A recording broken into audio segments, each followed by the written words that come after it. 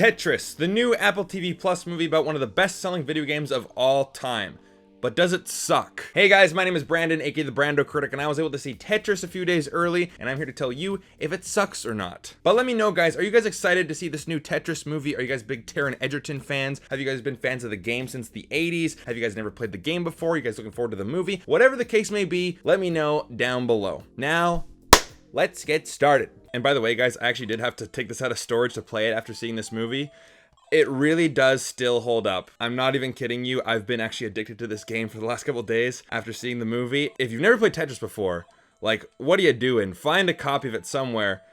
Onto the movie. So Tetris is directed by Jon S. Baird, and he has done such films as Stan and Ollie, Filth, and Cass. Haven't seen any of them, I'll be honest with you. And it stars Taron Egerton, Toby Jones, Ben Miles, and Rick Yoon. Yes, that guy from the Fast and the Furious. Still great to see him getting work. But Tetris is the story about how the game Tetris brought its way over to America, Japan, the rest of the world, out of the communist country known as the Soviet Union. Now, what did I think of the movie? Well, let me ask you guys a question. Have you guys ever seen a movie or like gone into a movie just knowing that you're gonna love it? It's gonna be one of those movies that just really hits you in the right spot, and it's the perfect movie for you to watch at that given time. Well, I'll be honest, Tetris was that movie for me. But I have been led astray. So 2 minutes into the movie, I'm like, yep, I'm gonna love this movie. But that feeling might not always last. So let's get into it. Well, if I wanted to use the blender analogy, put two films into a blender, mix it up, and then you get a new movie, Tetris is a mix between The Big Short and Argo. It's quick, it's witty, it's sharp, it has that political and business-like dialogue while still being engaging and tense and thrilling. I was really excited about Tetris, and I left very satisfied. This is a very entertaining movie, and I wanted to talk about Taron Egerton first. He's amazing in this movie, and honestly, if I'm being completely honest with myself, he's probably one of my favorite actors. Now, he hasn't been in much, really. Like, he's been Eggsy in the Kingsman movies, he's been Eddie the Eagle, I haven't actually seen that one yet, I will admit, and he has been in Rocket Man. Of course, he's Elton John. I feel like the guy should be getting much more work than he actually is. Maybe that Kingsman sequel kind of put him on a dark path in Hollywood's eyes, but he is just so likable, so charming, so charismatic. He is amazing in this movie as well. His American accent is like top notch. I've seen many actors, especially Americans, trying to be British, and I have seen some British try to be American. My God, the guy is a phenomenal actor. Please, like, let's give him some more roles. So now that that's out of the way, the main heart of the movie is just a bunch of characters backstabbing each other in business deals, and that can get into two separate problems. Number one, I'll be honest here, political, legal, business, office talk can be quite boring. I'm just speaking from my own personal experience here. It can be very dry and full of just uninteresting jargon. Oh, the tax credit of the tax rate on this insurance.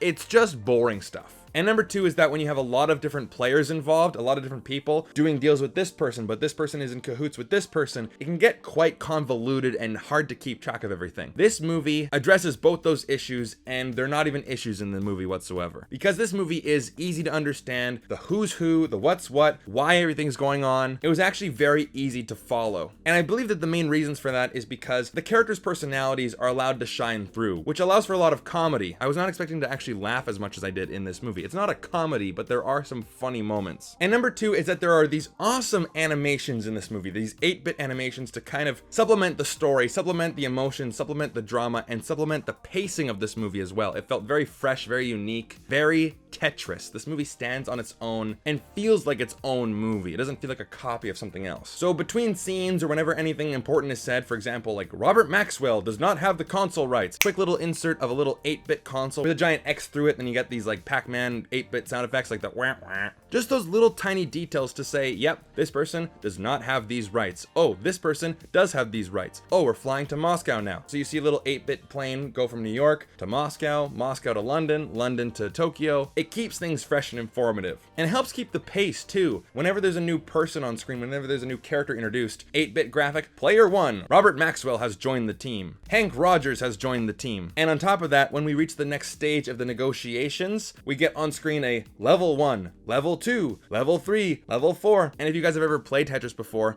the music gets faster. It's like the final lap in Mario Kart or the last 60 seconds in Super Mario Brothers. The music gets a little faster. The movie does an absolutely great job at keeping the tension, keeping the pace up, and making sure that every single scene feels more important than the last. The stakes are higher. There's more danger involved, which keeps us more engaged, more interested. Because let's be honest, guys, this is a movie about people talking in rooms. On paper, that's not very tense, but this movie makes it feel a lot more intense than it actually is. But the movie is not just about one video game. It's about Tetris getting out of the Soviet Union in the late 80s. So we got KGB agents, we got wiretapping, we got double agents, we got other investors and other people trying to buy the rights, undercutting each other, backstabbing each other, shaking hands under the table of different business deals, blackmail, spies, chases, money, different contracts and scams. This is a very exciting movie, and like I said earlier, the music is a really great part of that. The music really does feel like every single scene is getting a lot more intense, and it requires you to pay more attention because every scene feels heavier. And by the way, guys, if you guys are liking this video so far, hit the like button. I would really appreciate it. Now, I do have some issues with the movie. No movie is perfect. Number one is that they do throw in the father works too hard plot line. And of course, he neglects his kids. Family life is getting ripped apart. It's cliche. We've seen it before. Nothing is new here. And it doesn't actually add too much to the story. I really think that if you left that out, nothing would actually change in the overall plot. Kevin Maxwell, the nepotism baby in this movie, very annoying. And yes, that is supposed to be his character. Anytime someone actually calls him Kevin, he gets really mad and he goes, "It's Mr. Maxwell to you." He was just a brat. So, I mean,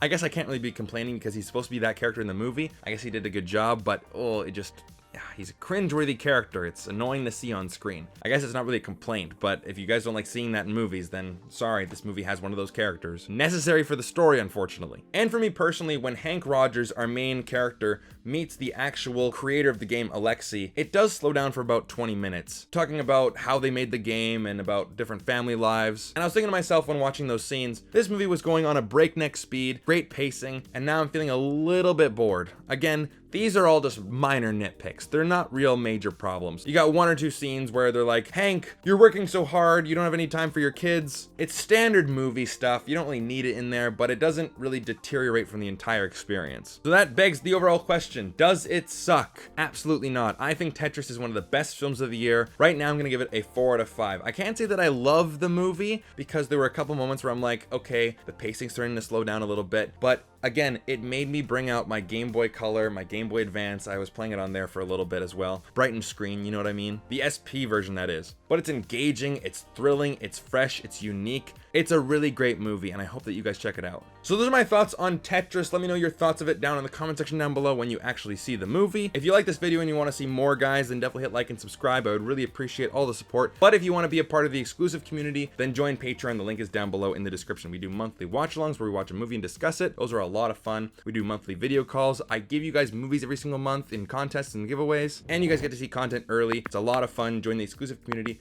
down below in Patreon. So thank you guys so much for watching, and I'll see you guys again soon. Take care.